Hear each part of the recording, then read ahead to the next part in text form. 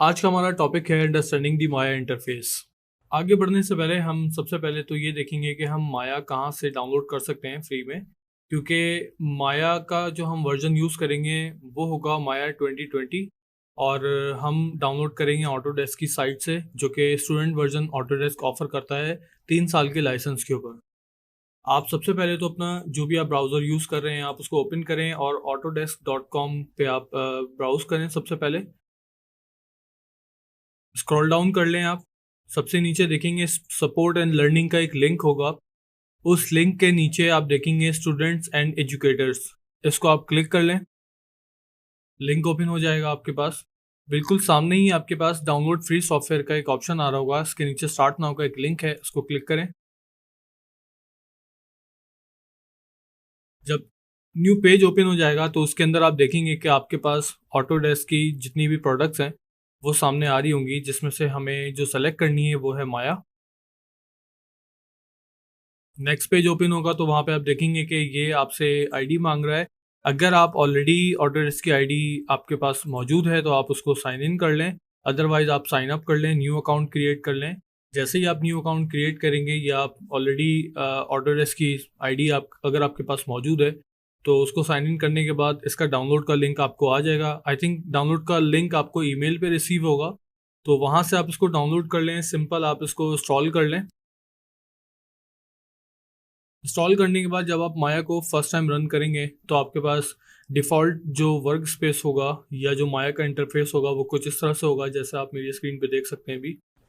तो चलें स्टार्ट करते हैं माया के इंटरफेस के हवाले से। सबसे पहले तो आपको लेफ्ट टॉप कॉर्नर पे आप देखेंगे कि आपके पास जो मेन मेन्यू है वो फाइल एडिट क्रिएट और इस तरीके से इन दी एंड हेल्प के ऊपर एंड हो रहा है।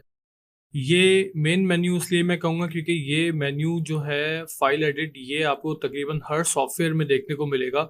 फाइल के अंदर आपको वही कॉमन कुछ चीज़ें आपको देखने को मिलेंगी, जैसे ओपन, सेव, इंपोर्ट, एक्सपोर्ट, और एडिट में भी सेम इसी तरीके से जो एडिट के मेन फंक्शंस होते हैं वो आपको देखने को मिल जाएंगे।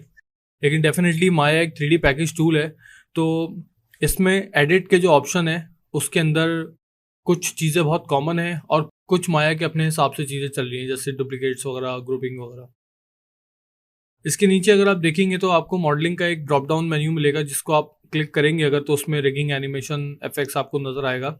ये जो टूल बार है बेसिकली ये आपकी स्टेटस लाइन कहलाती है।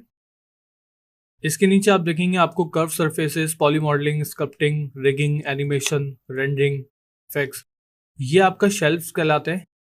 ये बहुत इंपॉर्टेंट होता है।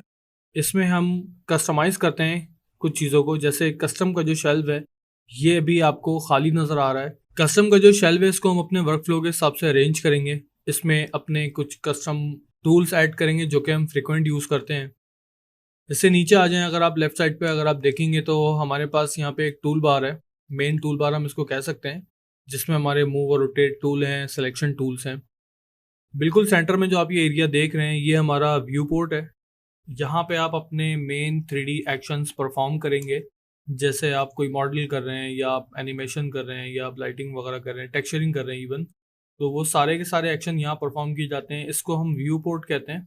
ठीक है। राइट हैंड साइड पे अगर आप देखेंगे तो ये मॉडलिंग टूल किट है, इसके नीचे एट्रीब्यूट एडिटर, उसके नीचे चैनल बॉक्स। चैनल बॉक्स के अंदर आपके पास एक डिवीजन है, जिसमें नीचे आप देख सकते हैं कि यहाँ पे हमारे पास लेयर एडिटर है, डिस्प्ले और एनिमेशन, यानी कि हमारे पास डिस्प्ले लेयर्स अलग हैं और एनिमेशन लेयर्स अलग हैं। डिस्प्ले लेयर्स और एनिमेशन लेयर्स का मैं आपको आगे काम बताऊंगा कि हम किस तरह यूज़ कर सकते हैं। बॉटम पे आप देखेंगे कि हमारे पास ये एक टाइम स्लाइडर मौजूद है, ये एनिमेशन में हम इसको यूज़ करेंगे। टाइम स्लाइडर के नीचे रेंज स्लाइडर है, ये भी डेफिनेटली एनिमेशन के स्टफ के लिए यूज़ होता है। उसके नीचे अगर हम देखें तो हमारे पास एक कमांड लाइन बेसिकली क्या होती है, अगर आप इसके एक्सट्रीम राइट पे आ जाएं तो इसका जो वाइट बॉक्स है इसको हम क्लिक करेंगे तो ये स्क्रिप्ट एडिटर ओपन कर देगा। यहाँ पर हम कस्टम स्क्रिप्ट्स यूज़ करते हैं। इवन कस्टम स्क्रिप्ट्स के अलावा आप माया की अपनी परचेज स्क्रिप्ट भी यूज़ कर सकते हैं, डिफरेंट पर्पस के लिए यूज़ होती हैं। इसके नीचे अगर हम देखते हैं तो हमारे पास एक हेल्पलाइन बार है। हेल्पलाइन बार का काम ये होता है कि जो एक्शन हम परफॉर्म कर रहे होंगे व्यू पोर्ट के अंदर, उसका स्टेटस आपको यहाँ पे शो करता रहेगा। जैसे अगर हम कोई इमेज रेंडर कर रहे हैं तो उस रेंडरिंग का जो प्रोसेस होगा, लाइक अगर वो 30% रेंडर हो गई है, 50% रेंडर हो गई है, तो उसका प्रोसेस यहाँ पे आपको शो करेगा। इसी तरह से आप एनिमेशन या सिमुलेशन अगर आप कोई कर रहे हैं तो उसकी जो भी प्रोसेसिंग होगी वो यहाँ पे आपको शो कर रही होगी। तो ये था माया का एक बेसिक इंटरफेस। नेक्स्ट लेक्चर में हम कवर करेंगे कि माया के अंदर हम किस तरह से प्रोजेक्ट्स क्रिएट करते हैं, फाइल सेव करते हैं, और माया की फाइल टाइप्स कितनी हैं।